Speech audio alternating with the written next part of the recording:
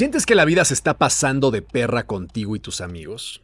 ¿Te deprime ver la casa en la que creciste de niño porque piensas que jamás vas a poder tener una casa propia y mucho menos construirte una según tus gustos? ¿No conoces el significado de la palabra vacaciones porque cuando tienes un tiempito libre en la oficina estás atendiendo alguno de tus otros múltiples trabajos para poder subsistir? ¿Estabas en la escuela el día que se cayeron las Torres Gemelas? Pues bueno, si respondiste sí a dos o más de estos escenarios hipotéticos, lo más probable es que seas un millennial. Y eso, en mayor o menor medida, significa que tu futuro se antoja incierto y complicado. El punto número uno que debes de superar como millennial es el trabajo, porque cuando tus padres tenían tu edad, había una promesa muy clara. Si estudias una carrera, al terminarla encontrarás trabajo en una empresa que requiera tus servicios, y si eres constante, persistente y hábil, podrás seguir en esa empresa hasta que te jubiles. Y claro, ese ciclo de vida que disfrutaron los baby boomers te permitía vivir una vida cómoda, casarte, comprar en algún momento una casa, tener 4 o 5 hijos y, más distópico aún, mandarlos a todos a la universidad. Ahora, va una pregunta para los millennials. ¿Cuántos de sus amigos han mantenido el mismo trabajo por más de 10 años? ¿Cuántos de sus amigos han comprado una casa al cumplir los 30? ¿Cuántos de sus amigos tienen más de 2 hijos? O más interesante aún, ¿cuántos de sus amigos tienen hijos? Y de los que tienen hijos, ¿cuántos podrán pagarle una educación universitaria de calidad? Las respuestas que supongo que dieron ustedes a estas preguntas nos hablan de un cambio generacional muy importante centrado en un colapso del poder adquisitivo de la clase media en edad productiva. Y esto es culpa de muchos factores, pero a grandes rasgos, uno de los más importantes es que a los millennials nos tocó ser clase media en una época donde la clase media creció de manera totalmente salvaje. Fíjense en esto. De acuerdo con el INEGI en México, la clase media hoy en día representa aproximadamente el 40% de la población total del país.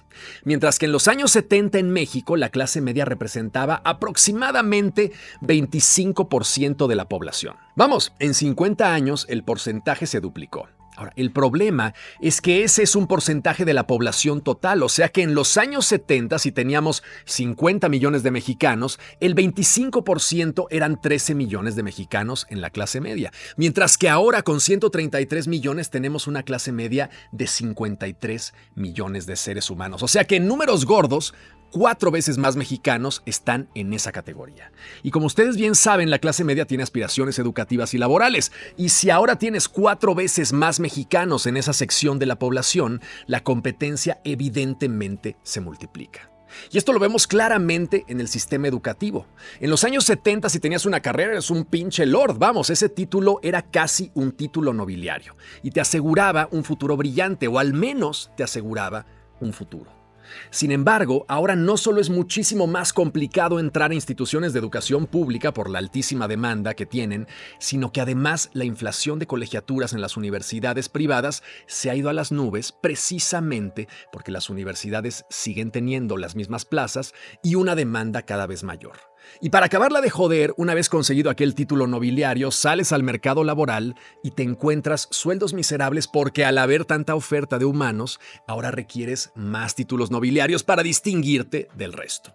Y la carrera no solo ya no es suficiente, sino que en algunos casos las maestrías o los MBAs ya se están convirtiendo también en títulos desechables.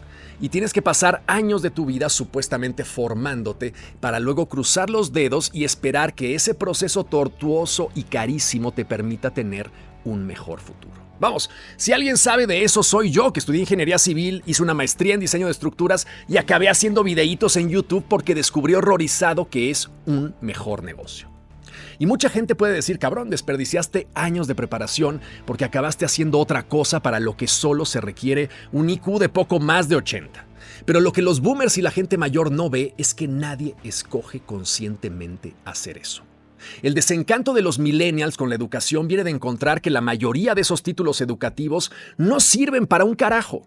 Y nuestra obsesión por cambiar de espacios laborales no es porque seamos muy aventureros, es porque estamos buscando sobrevivir. De repente me salen artículos que dicen, los jóvenes ya no quieren comprar casas, ahora prefieren rentar y se inventan un rollo de que no queremos comprar porque somos más libres y no sé qué tanta madre. No jodan. Por supuesto que querríamos comprar una casa, pero la realidad es que no podemos. En 1970, el costo promedio para adquirir una vivienda, vamos, ya sé que es un dato muy general, pero nos va a ser muy útil. Una vivienda en México en 1970 en promedio costaba más o menos 30,000 pesos. Y el salario mínimo era de 27.93 pesos al día, o sea que para comprarte una casa tenías que ahorrar el sueldo de poco más de 1,000 días de trabajo. Hoy en día, el costo promedio de una vivienda en México es de 1,700,000 pesos y el salario mínimo es de 278 pesos. O sea que para comprarte una casa, ahora en lugar de 1,000 días de trabajo, requieres ahorrar 6,000 días de trabajo, o sea, 6 veces más. Y claro, además este dato es un compilado de precios de venta de viviendas sin considerar su tamaño. Y vamos, no es que yo sea un historiador de la vivienda en México, pero me suena que en los años 70 no existían estos ofertones en donde te venden departamentos de 30 metros cuadrados. Entonces seguramente con los 30,000 pesos que pagabas por una vivienda en los 70, te tocaba además una vivienda muchísimo más grande que la que puedes pagar con tu 1,700,000 hoy en día. Ahora, muchos de ustedes me dirán, no, güey, te estás equivocando. No puedes comparar salario mínimo con precio de vivienda de la clase media. Pues hagámoslo entonces con los sueldos reales. Un trabajador de clase media en la década de los 70 ganaba entre 1,000 y 5,000 pesos al mes. Pongamos la mitad, 2,500 pesos al mes.